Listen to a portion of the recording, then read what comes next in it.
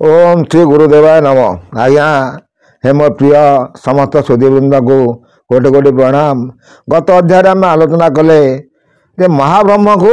माँ आदिशक्ति ध्यान करिकी देखिले तांकर ज्ञान हजिगला केते कल्प युग बीतीगला। देखो आज्ञा सृष्टि केते कालू अच्छी आम कौन ताक गणी पारिबा। सूर्यंकर मिलियन मिलियन वर्ष से कहते सब जो मैंने कहते सूर्यंकर जन्म थिला पुणी आउ केते मिलियन वर्ष पर भी से अस्त भी हो वैज्ञानिक मैंने मत भी दौरान तेणु सेमती कल्प कल्प युग आम के देखा गले से कौन कहते आज्ञा से विषय से महात्मा के मन जान प्रभु जो अरूप तेजी रूप हेले विभु प्रेम भक्ति रे प्रेम सिंधु बढ़ी से प्रेम दले देवी करे पड़ी चेतना पाइन जगत मात मने विचारती एक अद्भुत पद्म पत्र जल पकांदे देने ढल ढल हो दिशई तेने। तेणु महाप्रभु पाखु गोटे बिंदु खसला से पद्मपत्र ढल ढल ढल ढल हो ढलुची तार बासना कौन हो जोगमायर ध्यान से भांगिला माँ आदिशक्ति ध्यान भांगिला ये सुगंधर देवी शांति होइले शून्य ब्रह्मदायी आप्यान कले ए बेनी हते धरी बकिले जेणु बेनी भाग गर्भे पड़े से तेणु। देखो आज्ञा से बेनी भाग कर दुई हाथ में से बिंदु को से निज गर्भ को क्षेपण कले किए ना माँ आदिशक्ति क्षेपण कले। यही आज्ञा मनुष्य सृष्टिर अयारंभ जन्म से कौन कर देखा आम आगू आस्ते आस्ते बढ़ी बढ़ी जावा। सुंदर तथ्य आज्ञा आपण मन धीर मना शुणिले बहुत ज्ञान अर्जन हम से कौन कहते जे बेनी भाग गर्भे पड़ा तेणु ए मत किछि दिन गला जाऊँ मने जोग माया भावती तहूँ ए जो ब्रह्मबिंदु गर्भे रहिला कि रूप हेला जना न पड़ा विशेष भरा हुए मऊदर हे शून्य ब्रह्म उधारी न धरम हे शून्य ब्रह्म मत उद्धार कर धर आपण जो बिंदु पकड़े मुझे बिंदु मो गर्भ को नेली सी कौन केमिति रूप है ताक मो गर्भर जंत्रणा होती तेणु मने जोग माया भावती तहूँ जो ब्रह्म बिंदु गर्भे रहिला कि रूप हेला जना पड़ा विशेष बारा हुए मोदर हे शून्य ब्रह्म उदारी न धरम ब्रह्म स्मरण प्रसन्न होइले आदिशक्ति के बुद्धि बताइले से आदिशक्ति की स्वयं शून्य ब्रह्म जी बुद्धि बतैले जमीती अच्युतानंद महापुरुष सांध्य काल बसिकी ध्यान मग्न होला परे तांकु सब बुद्धि आसुची से लिखुंट कहते सब करुँच आदिशक्ति की से बुद्धि बतैले से कौन कहले आम देखिया ए बेनी कर पुंजरा को दइले नाभिमंडल ठारू चापी देले तौ बेनी मूर्ति हेला उत्पन्न बालक बालिका रूप शोभनम अक्षर स्वरूपी से राम नाम आद्य नाम ब्रह्म हेले जनम। देखो तो आज्ञा यही से आदिशक्ति माँ आदिशक्ति निज पंजरा को चापिकी नाभिमंडल जो चापी देले से दुईटी पिला जन्म हेले गोटे बालक गोटे बालिका। तेणु वैज्ञानिक मैंने मत दौरान माकड़ मनुष्य सृष्टि होती नाई आज्ञा ब्रह्म निजे ब्रह्म मनुष्य सृष्टि करते जो अक्षर स्वरूपी से राम नाम आद्य नाम ब्रह्म हेले जनम अनंत कोटि नाम से चार महाब्रह्म नाम बाहरम से ही अटंती जे जीव परम से ही प्रकृति पुरुष उत्तम यही राम नाम अटे सिद्धांत वेद वेदांत रे न मिले अंतम से जन्म हेले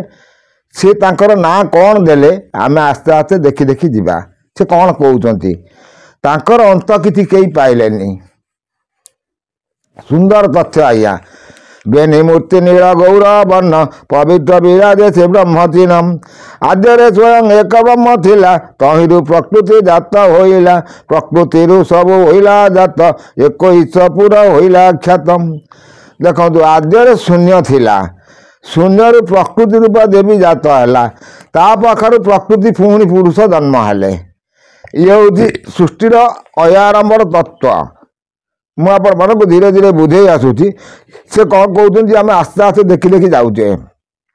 सुंदर तथ्य आपण मानक गीत आकार पढ़ी दूसरी हे तो आपण मैंने के बही पढ़ी पारे आजिकल तो सबुआड़े संध्या बेले भी बहुत ग्राम मानक सब राम नाम हरि नाम चलती कीर्तन भी चली एते राम नाम एते हरिनाम एते संकीर्तन जदि शक्ति अच्छी ताले समाज रे पुणी पापर भारा बढ़ुची कहीं तेणु ये सब ज्ञान तत्व शुणिले बहुत ज्ञान आसो लोकंर जार फल आपन बहुत चिंता करेंगे से कौन कहते जे एक ब्रह्म सर्वत्र विराजे वस्तु विकारे से भिन्न भिन्न राजे एक ब्रह्म हुए अनेक जे ब्रह्म नाम नाम लेखम से निर्विकल्प पुरुषोत्तम शून्य शून्य महाशून्य विषम से कहते एक ब्रह्म गोटे ब्रह्मरु गोटे आदिशक्ति से जन्म कले प्रकृति रूप देवी की जन्म कले पुणी प्रकृति पुरुष जन्म स्वरूप करी नारी आ पुरुषर जन्म कराइले विभिन्न रूप नेले जमती गोटे सुवर्ण अलंकार आपन से सुवर्ण अलंकार ना हूँ सुना ताको तो आप विभिन्न अलंकार रूप तैयारी कर कान फूल है चेन है कि नाक फूल है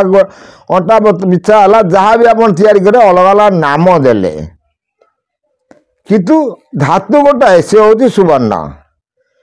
तेणु सृष्टिर विभिन्न नाम अच्छी किंतु सृष्टिर कर्ता हूँ गोटे ब्रह्म तेणु ये सब बहुत तथ्य अच्छी आ से कौन कहते जे एक ब्रह्म हुए एक ब्रह्म हुए अनेक से जे ब्रह्म से नाम लेखम से निर्विकल्प पुरुषोत्तम शून्य शून्य महाशून्य विश्राम शून्य शून्य महाशून्य से विश्राम कर सब बेले से अनवरत अनैती ये अच्युत नाम ब्रह्म रखलय बुत्ता चौरासी की न कर भयम हे भक्त कहली तोते बुझाई ब्रह्म ध्यान मन थाओ मोदाई देख सी अच्युत को बुझे जे तू वृथा 84 जो मैंने कहते 84 लक्ष जन्मी पर मनुष्य जन्म हम ये मनुष्य जो देह छाड़ुची ये शरीर जो जीव आपण मैंने सब किए माछ खाइला किए मांस खाइला किए जहाँ जो पाप कला सी पुणी जा जन्म आणव से जन्म सी मनुष्य जन्म पाइबनी से पुणी से पशुपक्षी जन्म हम आस्ते आस्ते पुणी धीरे धीरे तुम चक्र आकार काल चक्र सब बुलुंट से काल चक्र पुणी से आसिक मनुष्य जन्म पुणी पाइब तेणु से 84 कोटी जो ध्वनि कहते 84 लक्ष ध्वनि से कौन वृथा 84 की नकर भय तू ब्रह्मर जब ध्यान करके रहबू ताल तो 84 की आउ भय करवा तो नहीं तेणु आउ से कौन कहते पंचम पटल आम आस्ते आस्ते आस्ते आस्ते देखी देखी जावा एत को रोज आज्ञा कोटि कोटि नमस्कार।